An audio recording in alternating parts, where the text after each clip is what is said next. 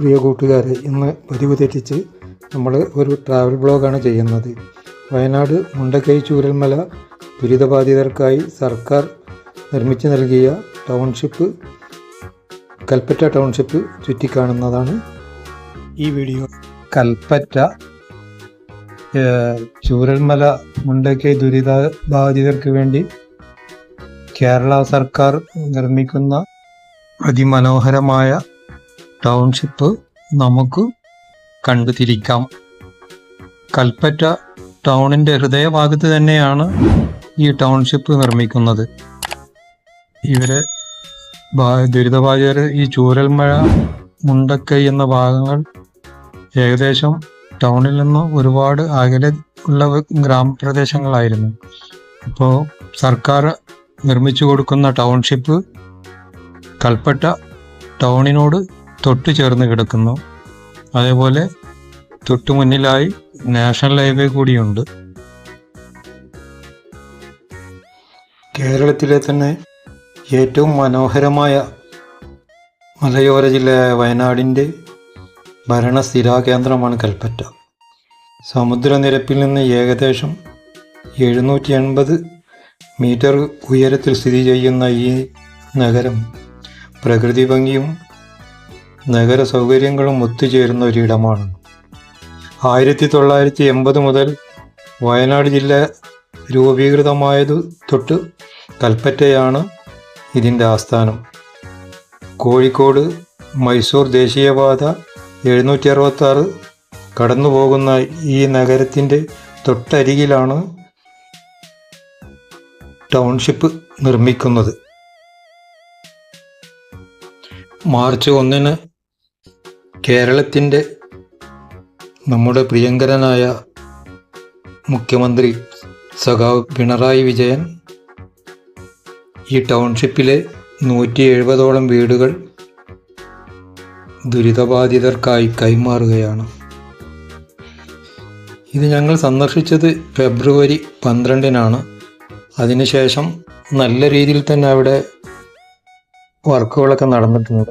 ഞങ്ങൾ ഏകദേശം അവിടെ എത്തുന്നത് ഒരു സന്ധ്യാസമയത്തായതുകൊണ്ട് തന്നെ ഇരുട്ടിൻ്റെ നല്ല ബുദ്ധിമുട്ടുകൾ ഉണ്ടായിരുന്നു. ഓരോ കുടുംബത്തിനും 7 സെൻറ്റ് ഭൂമി ചേർന്നുള്ള വീടാണ് നിർമ്മിച്ചു കൊടുക്കുന്നത്. ഇതിൻ്റെ ഏകദേശം എല്ലാ പണികളും പൂർത്തിയായി കഴിഞ്ഞിട്ടുണ്ട്. ഇനി ഫിനിഷിംഗ് വർക്കുകളായ കുറച്ച് വർക്കുകൾ മാത്രമേ ബാക്കിയുള്ളൂ. ഇലക്ട്രിക്കൽ വർക്ക്, വയറിങ്, പ്ലംബിങ് എല്ലാം കഴിഞ്ഞിട്ടുണ്ട്. ഫിറ്റിങ്സൊക്കെ ബാക്കിയുണ്ട്. അതേപോലെ ഫിനിഷിംഗ് ആയിട്ടുള്ള എല്ലാ വർക്കുകളും കുറേശ്ശെ ബാക്കിയുണ്ട്. മൊത്തത്തിലുള്ള അതായത് ഞായറാഴ്ച കൈമാറുന്ന 170 വീടുകളുടെ പണി പൂർണ്ണമായും പൂർത്തീകരിച്ചിട്ടുണ്ട്. ഇപ്പോൾ നമുക്ക് അവിടെ പോകാൻ സാധ്യമല്ല. അവിടെ കാര്യം സന്ദർശകരെ അങ്ങോട്ട് കടത്തി വിടുന്നില്ല. അതിന് പ്രധാന കാരണം അവിടെ ഗാർഡൻസ് വർക്കും മറ്റു കാര്യങ്ങളൊക്കെ നടക്കുന്നത് കൊണ്ടിട്ട് തന്നെ അങ്ങോട്ട് ആളെ കടത്തി വിടുന്നില്ല. ഇപ്പോൾ ഇത് ഫെബ്രുവരി 12-നുള്ള കാര്യമാണ് പറഞ്ഞത്. ചൂരൽമല മുണ്ടക്കൈ ഉരുൾപൊട്ടലിൽ സർവ്വതും നഷ്ടപ്പെട്ടവർക്കായി നമ്മുടെ സർക്കാർ ഒരുക്കുന്ന പുനരധിവാസ ടൗൺഷിപ്പ് പദ്ധതി വലിയ പ്രതീക്ഷയാണ് നടപ്പാക്കുന്നത്. ദുരിതബാധിതർക്ക് സുരക്ഷിതവും സുസ്ഥിരവുമായ ഒരു ജീവിതം സാഹചര്യം ഒരുക്കുക എന്നതാണ് കേരള സർക്കാരിൻ്റെ ലക്ഷ്യം.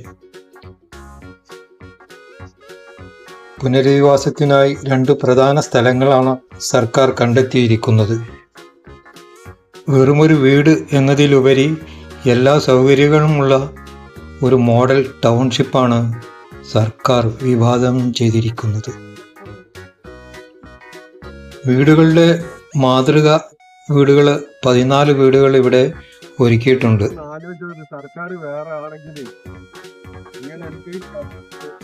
അതേപോലെ സ്കൂളുകൾ, അങ്കണവാടികൾ, പ്രാഥമിക ആരോഗ്യ കേന്ദ്രം, ആരാധനാലയങ്ങൾ, കമ്മ്യൂണിറ്റി ഹാൾ, കളിസ്ഥലങ്ങൾ എന്നിവ കൂടി ടൗൺഷിപ്പിൻ്റെ ഭാഗമാണ്. ദുരിതബാധിതരെ തരംതിരിച്ച് പട്ടിക തയ്യാറാക്കി നറുക്കെടുപ്പിലൂടെയാണ് ആദ്യഘട്ടത്തിലുള്ള 170 കുടുംബങ്ങൾക്ക് വീടുകൾ കൈമാറുന്നത്. വിശാലവും ഭംഗിയുള്ളതുമായ ഈ മോഡേൺ വീടുകൾ വളരെ നല്ല രീതിയിലാണ് സർക്കാർ നിർമ്മിച്ചിരിക്കുന്നത്.